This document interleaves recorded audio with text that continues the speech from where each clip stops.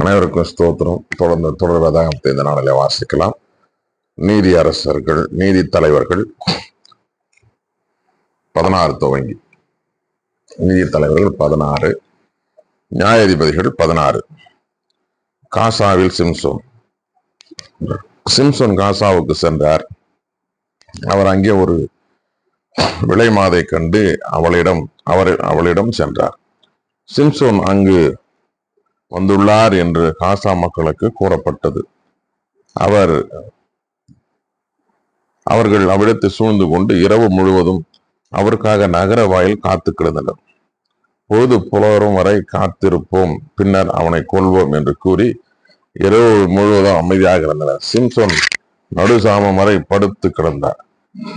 நள்ளிரில் அவர் எழுந்து நகர் வாயிலின் கதவுகளையும்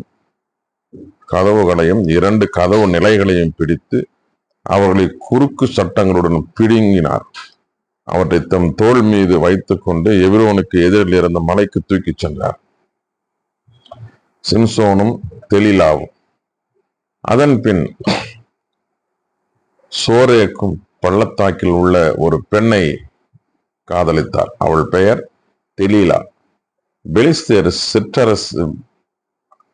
சிற்றரசர் அவர்களிடம் சென்று, நீ அவனை மயக்கி எதில் அவனுடைய பெரும் வலிமை உள்ளது, எப்படி நாங்கள் அவனை வென்று கட்டி வைத்து அடக்க முடியும் என்று கண்டுபிடி.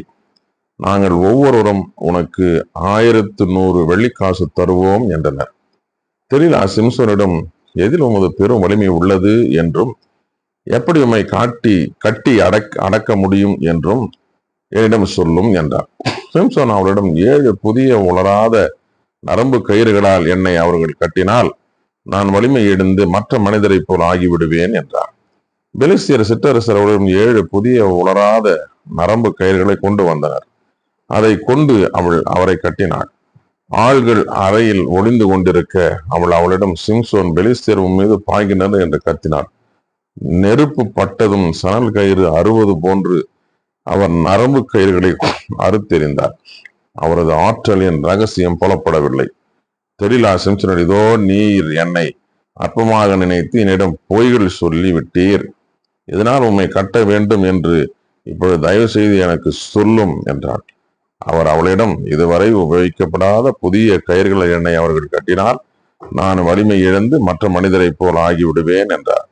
தெலீலா புதிய கயிறுகளை எடுத்து அவற்றால் அவரை கட்டிய பின், சிம்சோன் பெலிஸ்தியர் மீது பாய்கின்றனர் என்று கத்தினார்.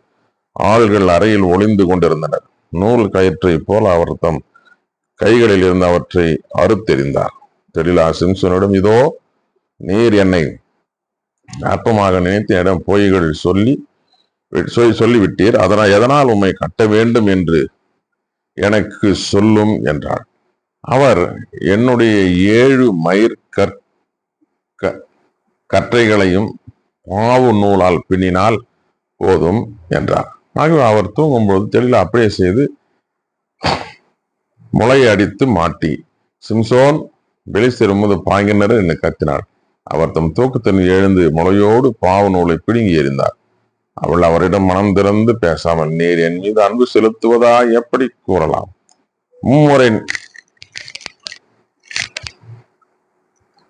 மும்முறை நீர் என்னை அற்பமாய் நடத்தி விட்டீர்.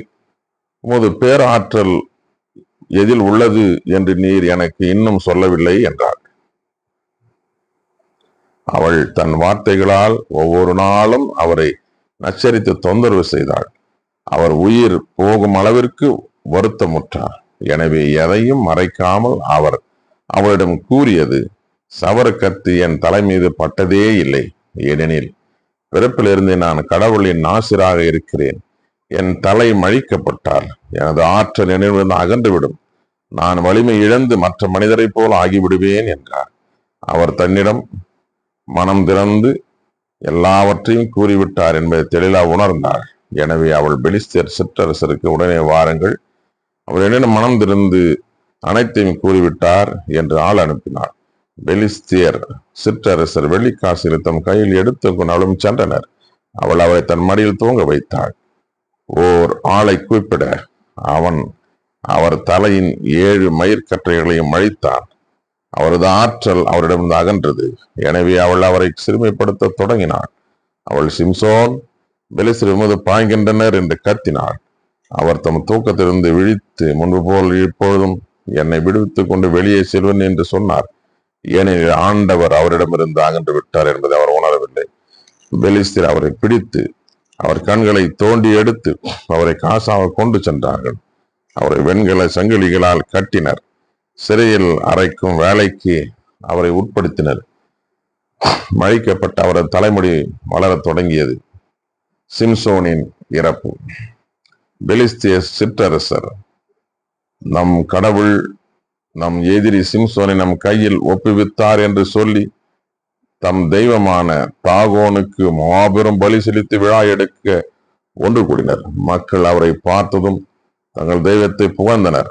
நம் கடவுள் நம் எதிரி சிம்சோனை நம் கையில் ஒப்புவித்தார். அவன் நம் விளைநிலங்களை அழித்தவன், நம்மில் பலரை கொன்றவன் என்றனர்.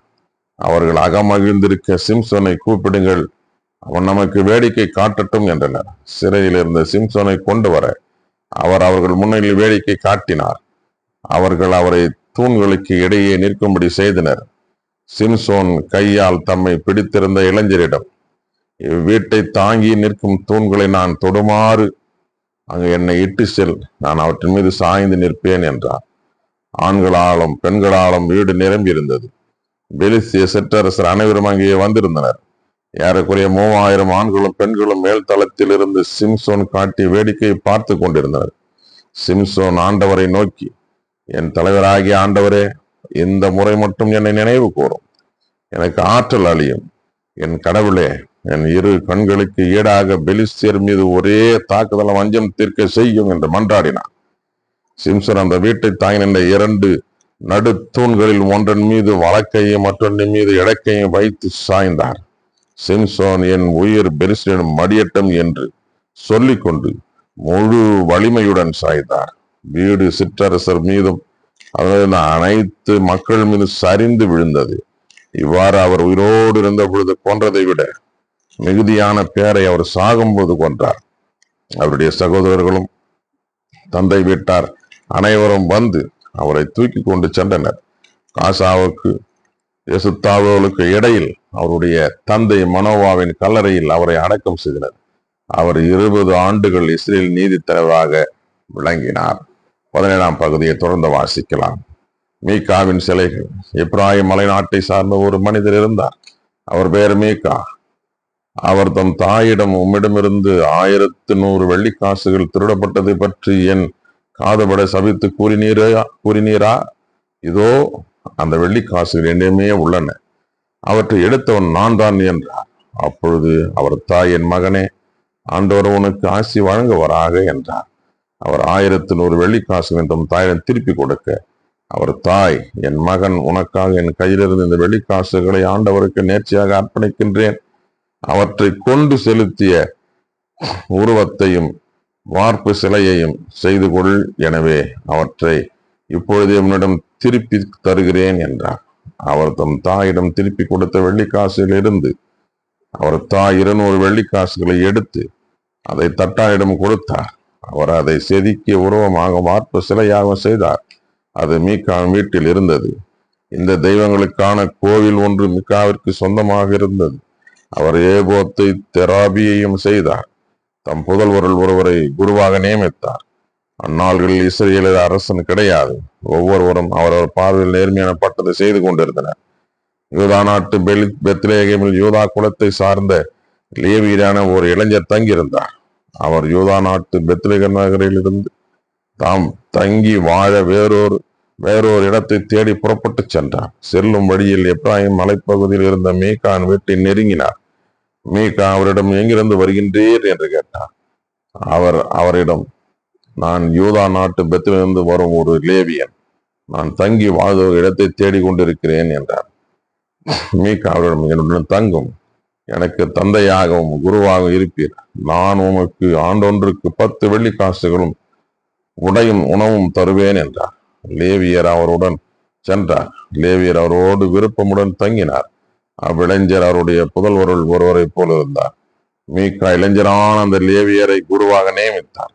அவர் மீகாவின் வீட்டில் வாழ்ந்து வந்தார். மீகா, இப்பொழுது ஆண்டவர் எனக்கு நல்லது செய்தார் என அறிவேன், ஏனெனில் ஒரு லேவியரே எனக்கு குருவாக இருக்கின்றார் என்றார். 18ஆம் பகுதியை தொடர்ந்து வாசிக்கலாம். மீகாவும் தான் குலத்தார். அந்நாள்களில் இஸ்ரேலுக்கு அரசன் இல்லை. அந்நாள்களில் தான் குலத்தார் தான் வாழ்வதற்கென உரிய உரிமை பகுதியை தேடிக்கொண்டிருந்தனர். ஏனெனில் அந்நாள் வரை இஸ்ரேலின் குலங்களிடையே அவர்களுக்கு உரிமை பகுதி கிடைக்கவில்லை. தான் மக்கள் தங்கள் குலத்தாரோடு ஆற்றல் வாய்ந்த அனைவரிலிருந்தும் சோராயும் எசுத்தாவோவையும் சார்ந்த 5 போர் வீரர்களை நாட்டை உளவு பார்க்கவும் வேவு பார்க்கவும் அனுப்பினர். அவர்களிடம் செல்லுங்கள், நிலத்தை வேவு பாருங்கள் என்றனர். ஐவரும் எப்பிராயிம் மலைநாட்டில் இருந்த மீகாவின் வீட்டுக்கு அருகே வந்து இரவை கழித்தனர். அவர்கள் மீகாவின் வீட்டு அருகே இருந்த பொழுது லேவியரான இளைஞரின் குரலை கண்டு கொண்டு அக்கம் பக்கம் திரும்பிச் சென்று அவரிடம், உன்னை இங்கு அழைத்து வந்தது யார்? இங்கு என்ன செய்து கொண்டிருக்கின்றாய்? இங்கு உனக்கு என்ன வேலை என்று கேட்டார். அவர் அவர்களிடம் மீகா தமக்கு செய்த அனைத்தையும் பற்றி கூறிய பொழுது, அவர் என்னை வேலைக்கு அமர்த்தியுள்ளார், நான் அவரிடம் குருவாக இருக்கின்றேன் என்றார்.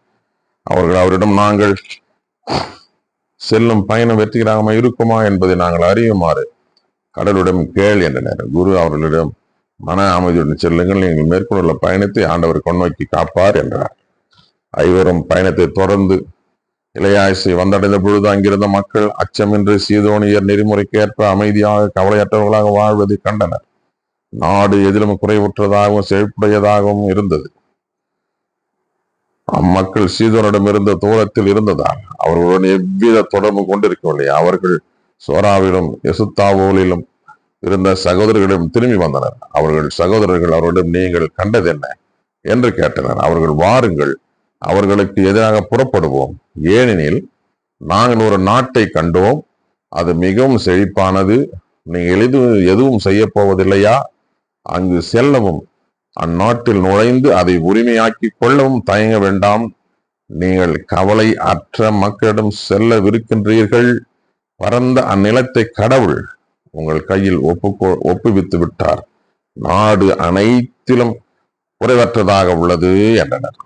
தான் குலத்தாரான 600 பேர் போர்க்காலம் தாங்கி சோராவிலிருந்து இசுத்தாவோலிருந்தும் புறப்பட்டு சென்றனர். அவர்கள் யூதா நாட்டு கிரேயத்து எயாரிமில் பாளையம் இறங்கினர். ஆகிய விடத்தை மகனே தான் என்று இந்நாள் வரை அழைக்கின்றனர். அது கிரேயத்து எயாரிமுக்கு மேற்கே உள்ளது. அவர்கள் அங்கிருந்து புறப்பட்டு எப்பிராயிம் மலைநாட்டுக்கு சென்று மீகாவை விட்டு நெருங்கினார்கள். இலாயிசு நாட்டை வேவு பார்க்க சென்றிருந்த ஐவரும் உடன் வந்த பிறரிடம் கூறியது, இவ்வீடுகளில் ஏபோது தெராபிம் செதுக்கிய உருவம் மாற்று சிலைகளாய் உள்ளன என்பது உங்களுக்கு தெரியுமா? இப்பொழுது நீங்கள் செய்ய வேண்டியதை பற்றி சிந்தியுங்கள் என்றனர்.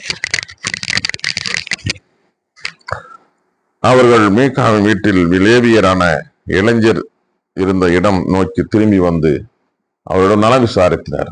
போர்க்கோலம் தாங்கிய 600 தான் வீரர்கள் நுழைவாயிலின் முன் நின்றனர்.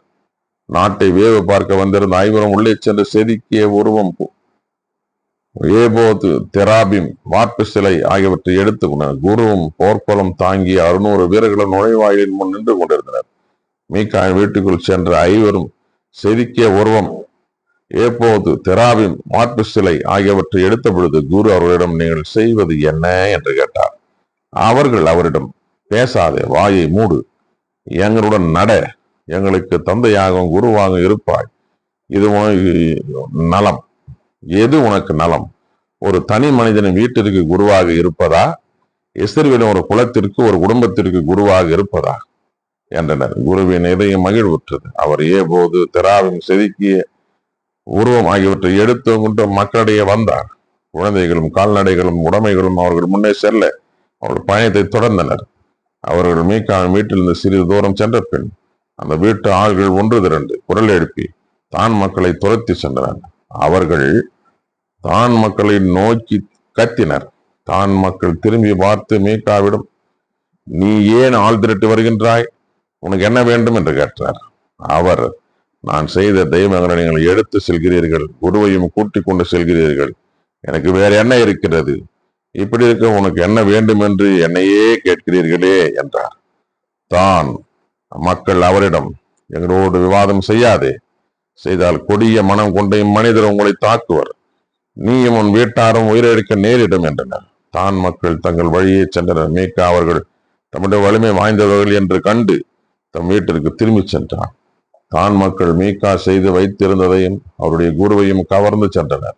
அவர்கள் அமைதியாகவும் கவலையற்றும் வாழ்ந்த இலாயிசு மக்களுக்கு எதிராக நின்று அவர்களை வாளுக்கு இரையாக்கி நகரை எரித்தனர். ஏனெனில் இலாயிசு மக்கள் சீதோனிலிருந்து தொலைவில் இருந்தாலும் அவர்களுக்கு மற்ற மனிதர்களுடன் தொடர்பு இல்லாதிருந்தாலும் அவர்களை காப்பாற்ற யாரும் இல்லை. இலாயிசு நகர் பெத்லகோவின் பள்ளத்தாக்கில் இருந்தது. தான் மக்கள் நகரை மீண்டும் கட்டி எழுப்பியதில் வாழ்ந்தனர். இஸ்ரேலுக்கு பிறந்த தங்கள் தந்தை தான் பெயரால் அந்நகரை தான் என்று அழைத்தனர். அந்நகரின் முன்னைய பெயர் இலாயிசு. செதுக்கிய உருவத்தை தானின் மக்கள் தங்களுக்கு என்று நிறுவிக் கொண்டனர். மோசேயின் புதல்வனான கெர்சோமின் மகன் யோனத்தானும் அவன் மக்களும் தானின் குடும்பத்தினருக்கு மக்கள் நாடு கடத்தப்படும் வரை குருக்களாக இருந்தனர். கடவுளின் உறைவிடம் சீலோவில் இருந்தவரை மீகா செய்திருந்த செதுக்கப்பட்ட உருவத்தை தான் மக்கள் தங்களுக்கென்று வைத்திருந்தனர். வாசிக்க தெரிந்து கொள்ளப்பட்ட திருமறை பகுதிகள் நீதி தலைவர்கள் 16, 17 மற்றும் 18 வாசித்து முடிந்தாயிற்று. கடவுளுக்கு மகிமையும் மாட்சியும் சதா காலங்களில் உண்டாகட்டும். பிரியமானவர்கள், தொடர்ந்து இந்த தொடர் வேதாகமத்தில் இணைந்திருங்கள். கர்த்தர் நம்மையும் நம் குடும்பங்களையும் ஆசீர்வதிப்பாராக. ஆமென்.